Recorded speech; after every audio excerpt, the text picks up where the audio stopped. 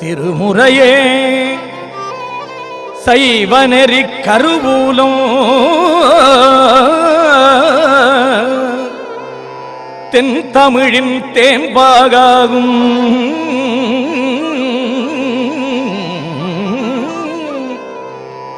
திருமுறையே கையிலையின்கண் சிவபெருமான் செவி மடுத்த செந்தமிழ் வேதம்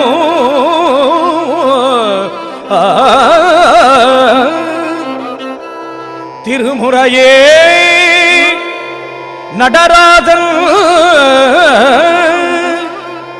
நடராசன் கரம் வருந்த எழுதிய அருள் தெய்வ நூலா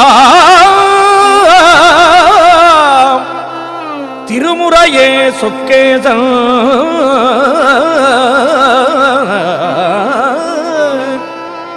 திருமுறையே சொக்கேசன் மதிமலிவாய் மலர்ந்தருளும் சிறப்பிற்கு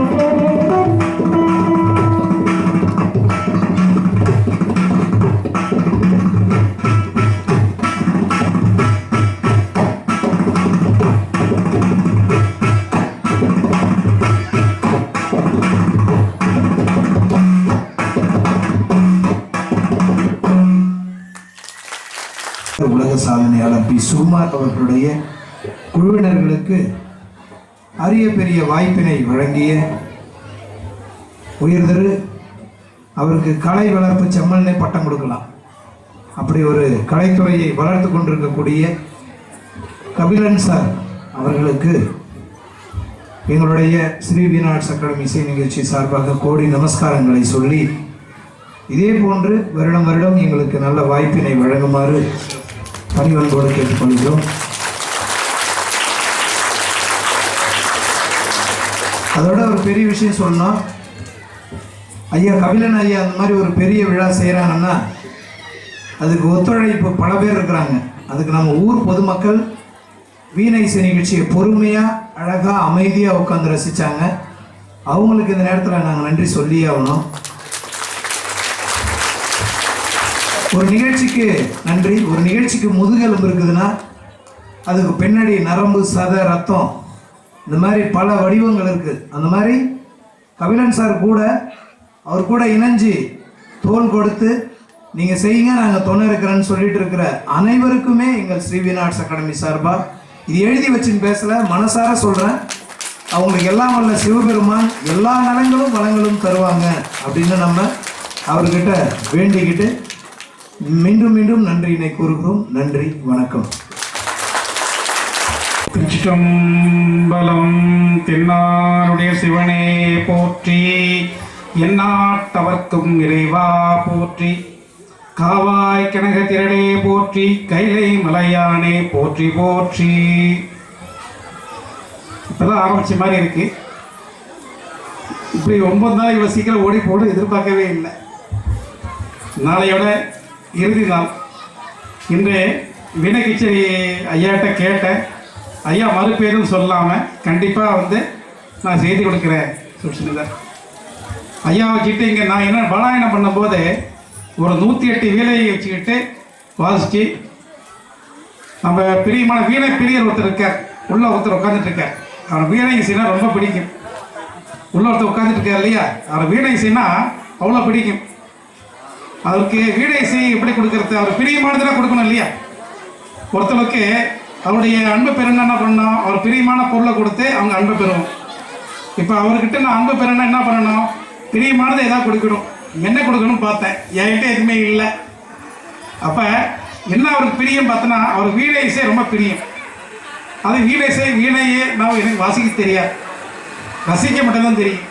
அப்போ வீணை இசையை யார் வாசிக்கிறாங்களோ அவரை கூட்டம் வாசிக்க வச்சு அவர் சந்தோஷப்படுத்தி அவர்கிட்ட ஏதாவது வாங்கிடலாம், ஏதாவது வாங்கிட்டு போனதான் வந்திருக்கேன். அவர்கிட்ட சும்மா வரல, சும்மா இங்கே உட்காந்துருக்க ஆள்கிட்ட ஏதாவது வாங்கிட்டு போகலாம், ஏதாவது பிரியமானதை கொடுத்தா வாங்கிட்டு போகணும் இல்லையா. ஏதாவது அவர்கிட்ட என்ன கேட்குறோம், அருள் மட்டும் தான் கேட்கும். அப்படி இந்த வீணை இசைக்காக சுகுமார் ஐயா தொடர்பு கொண்டு கேட்டேன். மறுபேரும் சொல்லலை, கண்டிப்பாக நாங்கள் செய்தி கொடுக்குறோம்.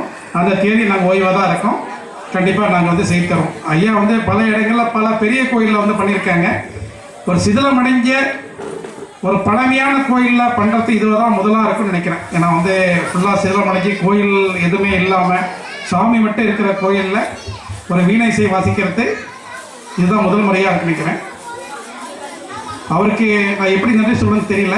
அவர் நிறைய பேர் கூட்டு வரேன்னு சொன்னார். நான் தான் இந்த ஊர் தாங்க மாட்டாங்க, மக்களுக்கு வீணை இசை பிடிக்குமோ பிடிக்காதோ, இல்லை முதல்ல ரசிப்பாங்க, பாதி பேர் பேசிக்கிட்டு அப்படியே திருப்பி போயிட்டு என்ன பண்ணுறது, ரசிக்க தெரியாமல் போயிட்டு என்ன பண்ணுறது, அதெல்லாம் இல்லையா நான் வரோம் சொல்லிட்டு சொன்னாங்க. எனக்கு தான் உள்ள அச்சத்தில் ஐயா 5 பேர் போதும் 10 பேர் போதும், நிறைய பேர் வேண்டாம். அவர் 50 பேரை கூட்டு வர 50-80 பேரை கூட்டு வரன்னு சொல்லியிருந்தார். எங்கள் ஊர் தாங்காதுங்க, நீ கூட்டு வரலாம், சாமி சந்தோஷப்படுவார், ஆனால் நாங்கள் எதை கொஞ்சம் பயப்படுறோம் சொன்னோம். அதனால் ஐயா இத்தனை பேர் கூட்டு இந்த 2 மணி நேரம் இவ்வளோ கூட்டம் மக்கள் இங்கே ரசிக்க மாட்டாங்கன்னு பார்த்தேன். ரொம்ப அற்புதமாக ரொம்ப அழகாக ரசிச்சுட்டு இருக்காங்க. அவங்களுக்கு எனக்கு கூட நன்றிகள்.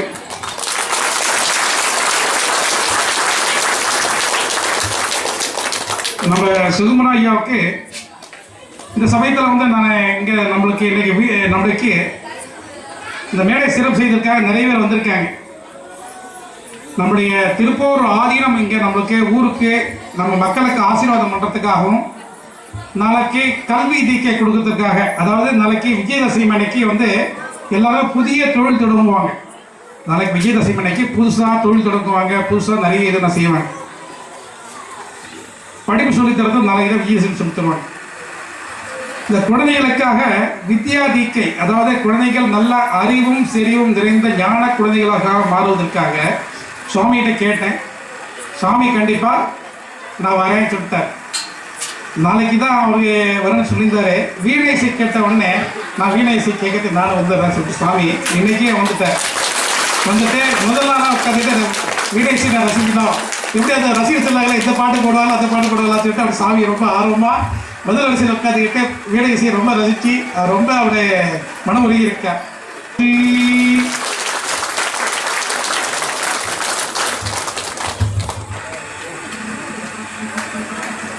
ஏகம்பத்துரையந்தாய் போற்றி, பாகம் பெண்ணுற ஆனாய் போற்றி.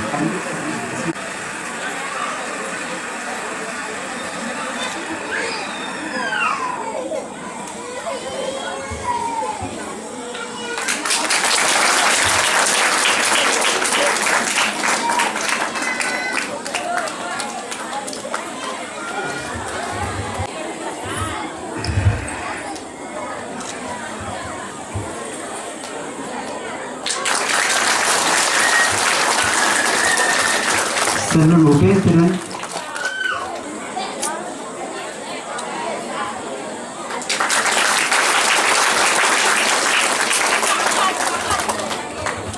சிவானி,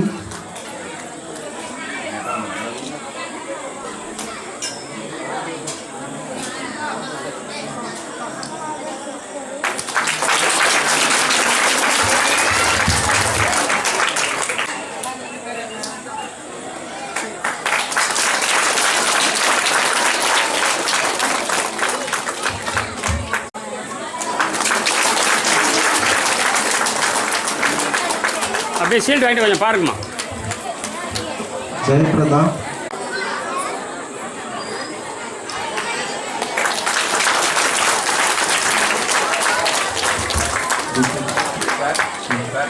தேவதர்ஷினி,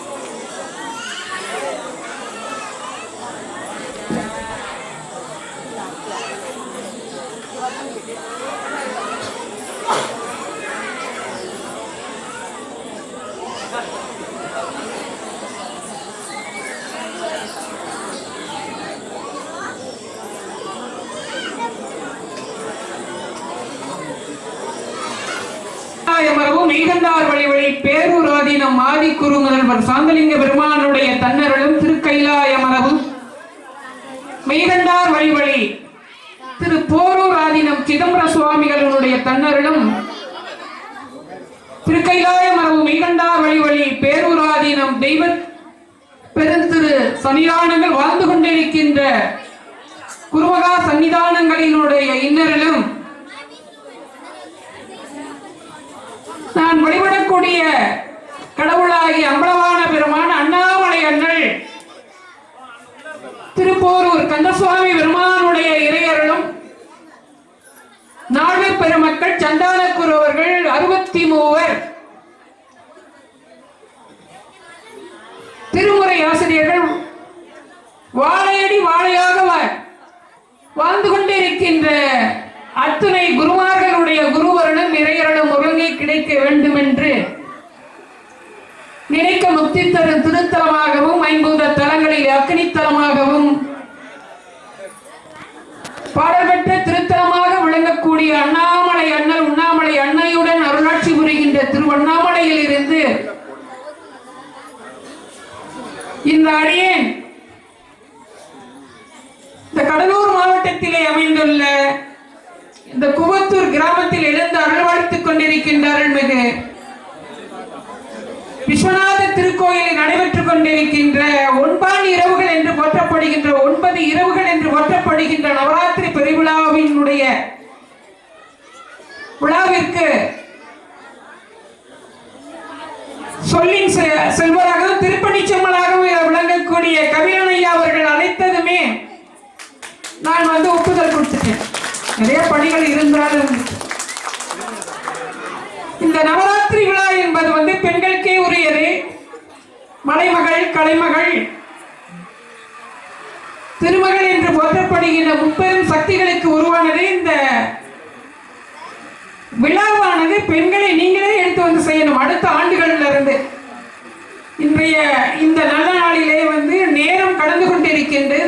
தடைக்கல் அல்லாம படிக்கல்லாக நான் ஓரிரு வார்த்தைகள் தெரிவித்து விரைவாக இந்த திருக்கோயில் திருப்பணி நடைபெற்று திருக்குடமுழுக்கு நன்னீராட்டு பெருவிழா விரசாந்தி நடைபெற்று இந்த ஆண்டு போல ஒவ்வொரு ஆண்டும் இதே இந்த 10 நாள் உற்சவம் என்று தொடர்ந்து நடைபெறுவதற்கு எல்லா வல்ல இறையருள் கூட்டி வைக்க வேண்டும் என்று இங்கு அமர்ந்து அருளாட்சி உரியை புரிந்து கொண்டிருக்கின்ற அருள்மிகு விஸ்வநாத பெருமானுடைய பொன்னார் திருவடிகளை வணங்குகின்றேன்.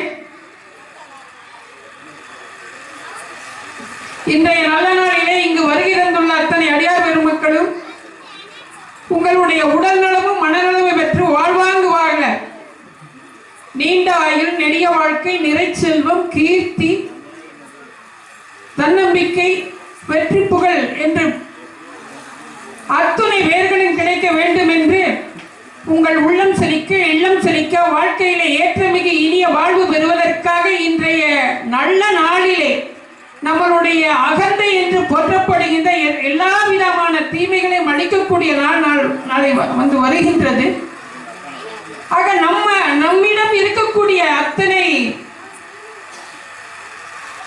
போட்டி, பொறாமை, சூது, வஞ்சனை, கோபம், தாபம், காமம் போன்ற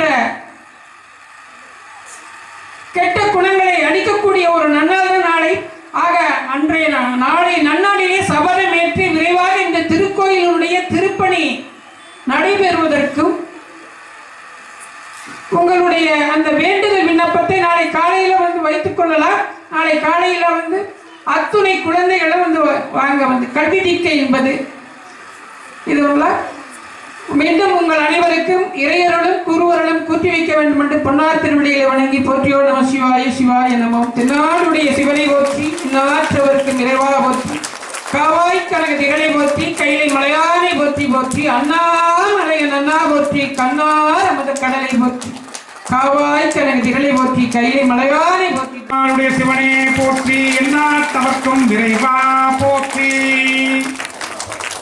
அடுத்து என்ன ஒரு குறிக்கோளா இருக்கா தெரியுங்களா?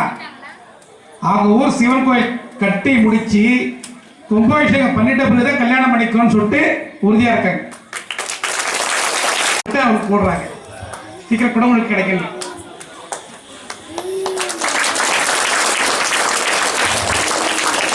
இப்போ இன்னைக்கு அவளோட எதிர்பார்த்த முப்பெரும்